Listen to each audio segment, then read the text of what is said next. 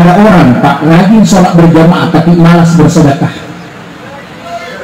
Ada yang rajin sedekah tidak pernah dilihat di masjid. Iya, ada yang rajin sedekah, rajin ke masjid tapi tidak ada tetangganya baku cocok.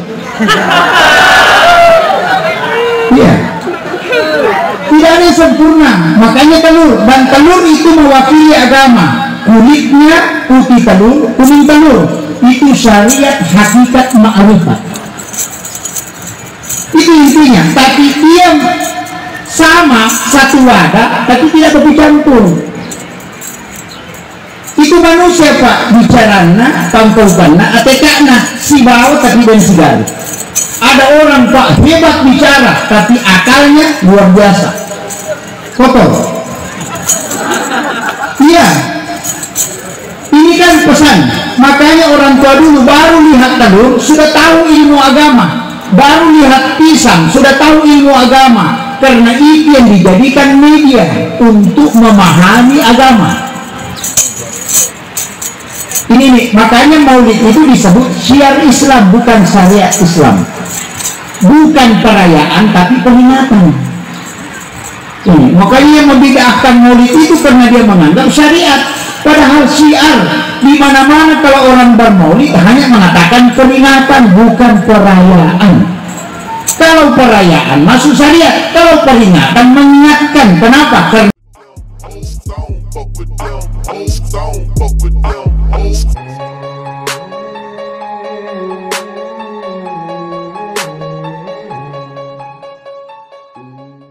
kemudian pisang itu Pak kalau dikupas, semakin dikupas semakin bersih, dan di dalam di luar itu sama-sama, tapi semakin ke dalam semakin lembut. Kehidupan manusia begitu. Bicaramu, atikakmu, nyasamu, pangkau kamu, pak pertemanan. Jangan sampai kau di hadapan kita bilang iya, sekalinya tidak bilang iya, ini banyak. Ini sifat inti sebenarnya Rasulullah.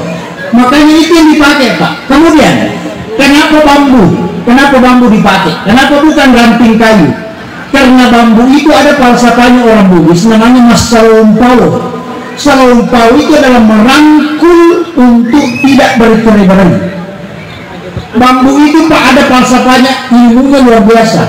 Kalau dia anaknya tumbuh di bagian luar, bukan di bagian tengah, dia tumbuh di bagian luar, 50 cm dari induknya keluar, dia tumbuh berarti sampai 4 bulan ke depan tidak ada angin kencang.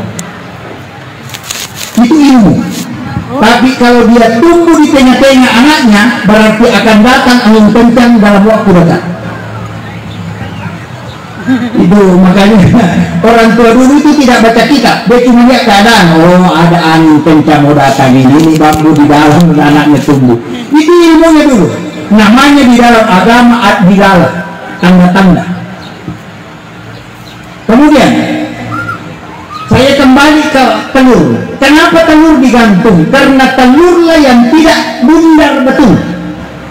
Dia namakan jak dibunna. Itu simbol manusia. Tidak ada manusia yang utuh sempurna kesempurnaan kecuali Nabi. Saya kasih tahu, ada orang Pak rajin sholat berjamaah tapi malas bersedekah. Ada yang rajin sedekah tidak pernah dilihat di masjid.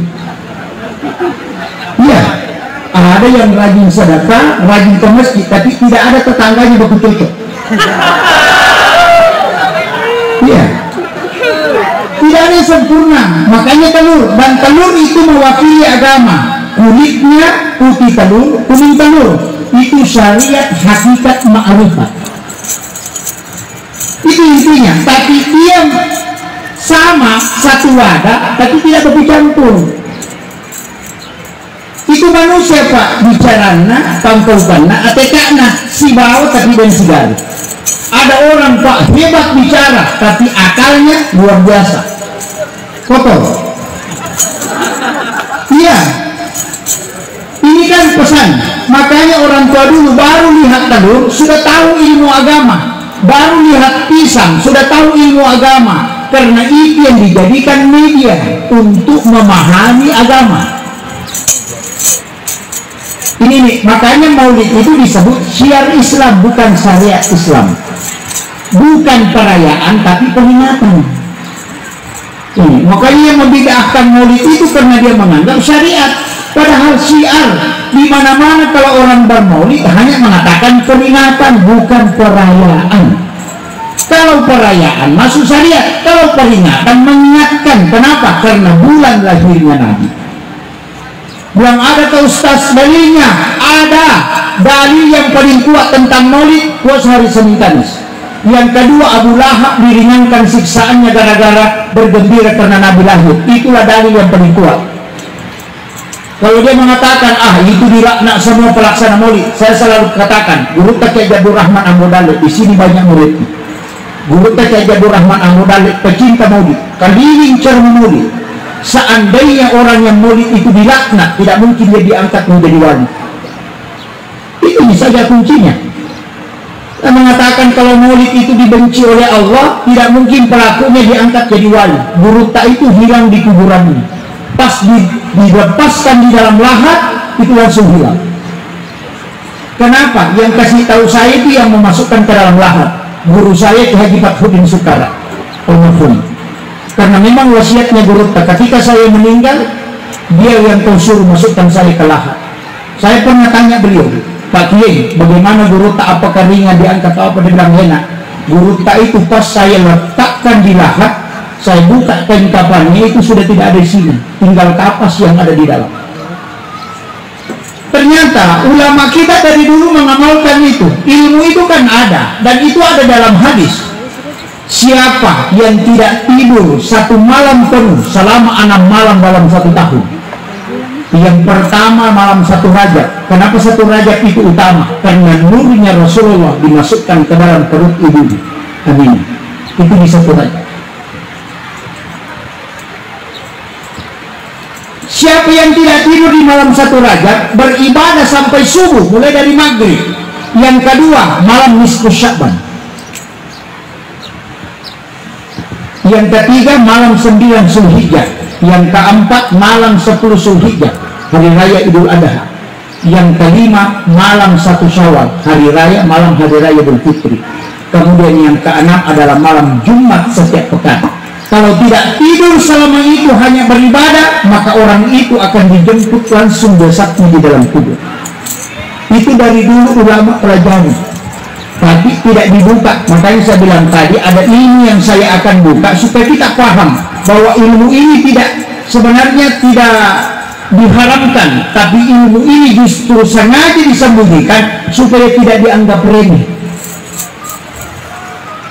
Ini penting saya sampaikan. Saya kembali ke Nurul Muhammad.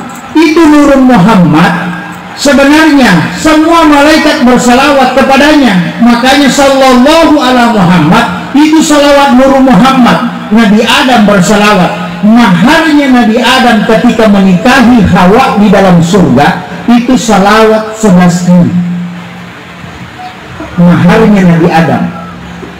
Tapi saya tanya, ada yang hafal salawatnya Nabi Adam, salawat maharnya Nabi Adam?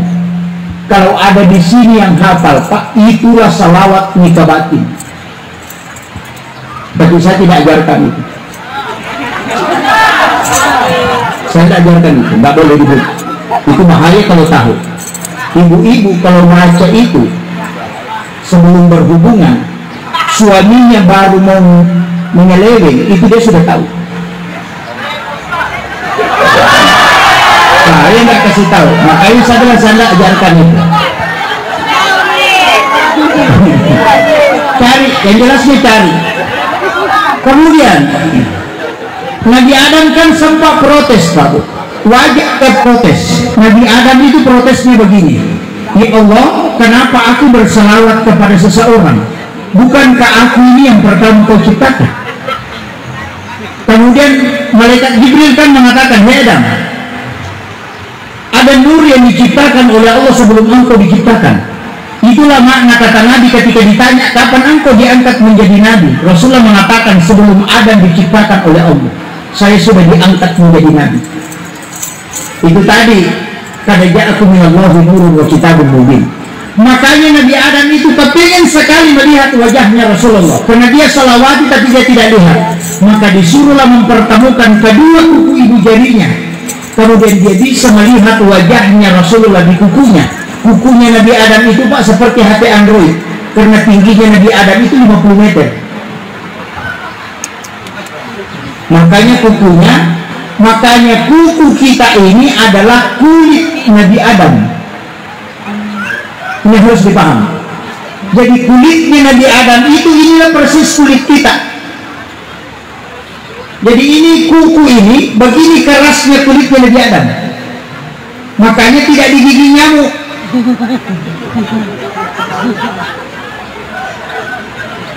Seandainya Nabi Adam Pak turun di bumi, seandainya kulitnya tidak sekeras ini, maka dia akan mati disengat oleh binatang.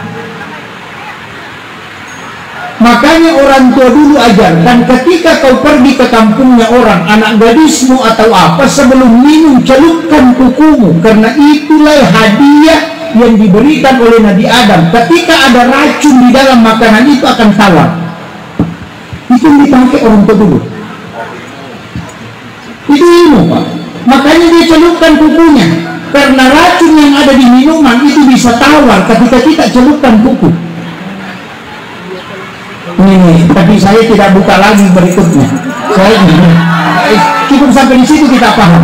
Kemudian Nabi Adam itu kan melihat wajahnya Rasulullah. Ada kalimat yang keluar dari bibirnya Nabi Adam, marhaban bika ya habibi qurrata aini ya Rasulullah. Kalimat inilah yang diabadikan Rasulullah di dalam hadisnya. Siapa yang membaca doa ini ketika namaku disebut dalam azan, ketika muazzin mengatakan asyhadu anna Muhammadar Rasulullah, kemudian dia cium ke hidungnya, pertemukan kedua kuku ibu jarinya, kemudian dia cium ke hidungnya, kemudian dia membaca doa itu mengusapkan ke matanya 3 kali, maka dia tidak akan buta hingga dia meninggal. Kalau mau tidak pakai kacamata, pakai itu. Sudah hafal doanya? Marhaban bika ya habibi qurrata aini ya Rasulullah. Kalau tidak hafal, hujan ya.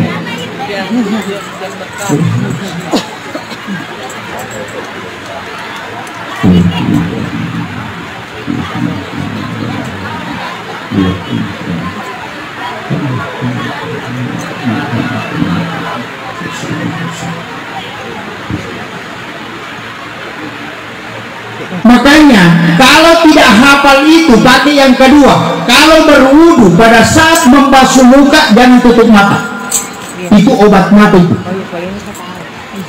Kalau kumajulu mata ki, jangan tutup mata. Buka mata kemudian basuh muka. Tidak akan buta matanya orang yang melakukan itu. Kalau masih tidak mampu lakukan itu, pakai yang ketiga. Mesti ada.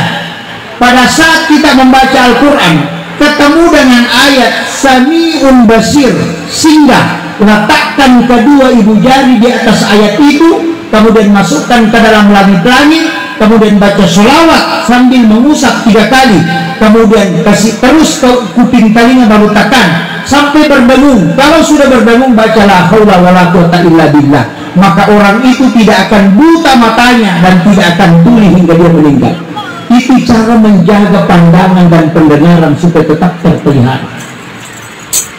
Kalau masih tidak hafal itu Pak, pakai yang keempat. Pergi ke toko kacamata, ukur baru bayar. Selesai. Itu yang paling mudah. Ya. Sholawat. Makanya Nabi Adam itu punya sholawat. Nabi Ibrahim juga punya sholawat. Makanya diabadikan sholawatnya Nabi Ibrahim itu di pintu Ka'bah. Inilah yang disebut ulama dulu simaknya Ka'bah, azimatnya Baitullah. Itu di pintu Ka'bah itu ada 4 tulisan, 4 baris. Barisan pertama itulah sholawatnya Ibrahim. La ilaha illallahul malikul haqqul mubin Muhammadur Rasulullah shadiqul wa'dil amin. Dihafal gitu Bu. Orang yang baca ini 100 kali sesudah sholat duhur itu tidak akan pakir kata Nabi hingga dia meninggal. Kalau orang melaksanakan ibadah haji atau umrah pada saat tawaf wada, angkat tanganmu, baca di sela-sela jarimu, kemudian usapkan ke mukamu baru berdoa. Kau tidak akan mati kecuali mengusap kembali Baitullah. Itu yang dipakai ulama kita dari dulu, sehingga dia yakin saya masih bisa kembali ke Makkah sebelum meninggal. Inilah doa yang diajarkan para ulama. Makanya 400 ulama Makkah berkumpul, baru dia sepakat menulis salawat itu paling atas di pintu Ka'bah. Itu isyarat untuk kita. Sudah hafal, Bu? Lambat-lambat juga kayaknya. La ilaha illallahul malikul haqqul mubin Muhammadur Rasulullah shadiqul wa'dil amin. Nah, itu pendek juga, cuma kalau tidak dihafal panjang itu. Kemudian saya ingin kasih penjelasan sedikit lebih dalam tentang Nurul Muhammad. Makanya Rasulullah itu sebenarnya menyatu dengan kita. Itu nurnya. Segala sesuatu makanan ini, Pak Bu, dari Nurul Muhammad. Makanya orang tua dulu bilang begini, nah, kalau ada makanan kau takut kau makan supaya nanti kena penyakit, maka alai Pak Burah. Kalimat alai Pak Burah itu adalah ilmu hakiki. Ketika engkau mau makan kambing takut kena kolesterol, bacakan salawat, baru kau kasih tahu kau diciptakan dari Nurul Muhammad. Tidak mungkin kau akan merusak tubuh yang diciptakan dari Nurul Muhammad. Itu obat yang paling bagus, Pak. Tidak usah panjang-panjang doanya, bilang saja kau diciptakan dari Nurul Muhammad. Kalau bahasa Arab, anta khalaqta min Nurul Muhammad. Dan itu sih. Cuma kalau kita tidak hafal, orang tua dulu kita begini, Hulukku Nurul Muhammad, iya Nurul Muhammad, denak kasoran dari kesuruntu Nurul Muhammad. Itu yang dipakai. Jangan takut makan kambing, jangan takut makan orang Arab, Pak. Itu satu ekor kambing 4 orang makan habis. Iya, tidak kena kolesterol. Cuma kita belum makan langsung ada reken, tekanan lagi, kolesterol lagi.